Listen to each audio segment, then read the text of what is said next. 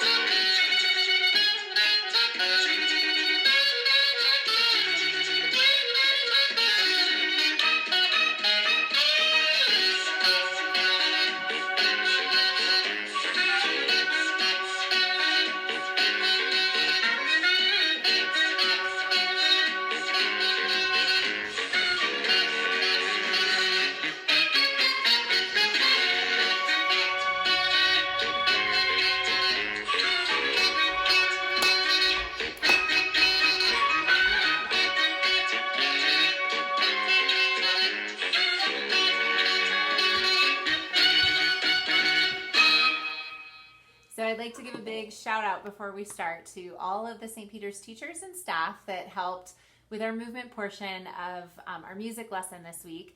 Hopefully it's not the last time you will see them before the end of the year. We'll see if I can talk them into it again. This week we're talking about Woodwinds, and the song that we just danced to is Uptown Funk, which most of you probably have heard on the radio.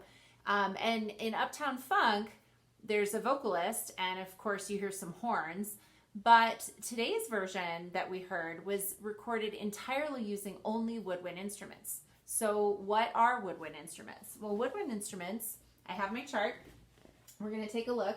They're probably instruments actually that you recognize, at least some of them. Certainly this one right here, because we have some of these in our classroom at school. They're called recorders, okay? You also might recognize this one. This is the flute, okay? And this one right here on the end that looks like a little mini flute is called a piccolo. Piccolo, which is an Italian word, right? Piccolo means small, just a little bit, okay? So we also have the oboe, the clarinet. This is the bassoon right here. Sorry, my chart almost takes up the whole thing. It's hard to see. And then the saxophone. A saxophone is kind of misleading because it sort of looks like our horns from our brass section that we talked about, but it's not. It is a woodwind because of the way it's played. So how do you play a woodwind instrument? Well, there's two different ways you could play. A lot of woodwinds, you actually just blow air over the mouthpiece, okay? So in this case, you would blow it into the recorder, but if it was a flute, a lot of you have seen flutes before, you blow air over the top hole while pressing your fingers across the holes on the top, and it makes different sounds, right? Different pitches. So you can either blow over an open mouthpiece, or you can blow into what we call a reed. And I asked one of my former choir students, who's an awesome musician. She plays the piano, which is one of our percussion instruments. She also plays the oboe, and I asked her if she would be willing to talk to you guys about what a reed instrument is and how you play it.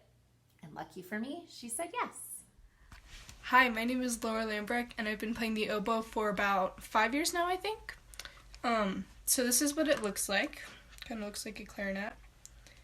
And basically, to make a sound, you blow into this reed, and it'll sound like this by itself. And then when you put it in the oboe, this is what the oboe sounds like.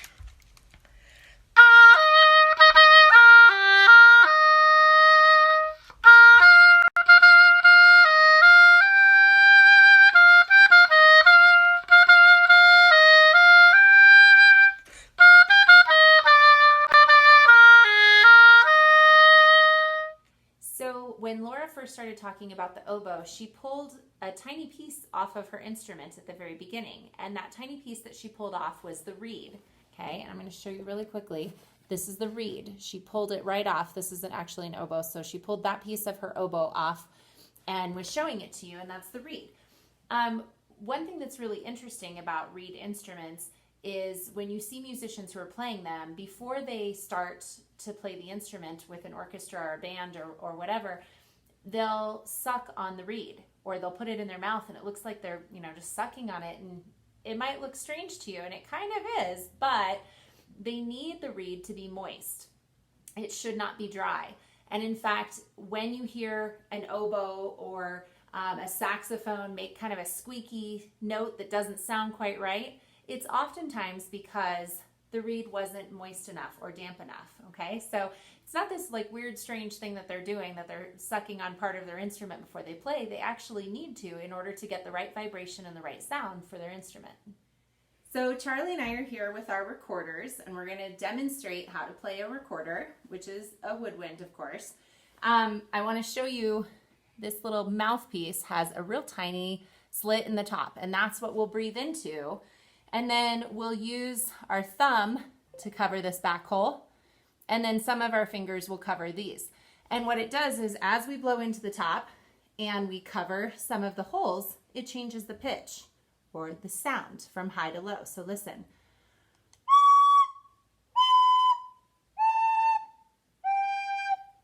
Okay, all right, we're gonna play a little song. You ready? Mm-hmm. Okay.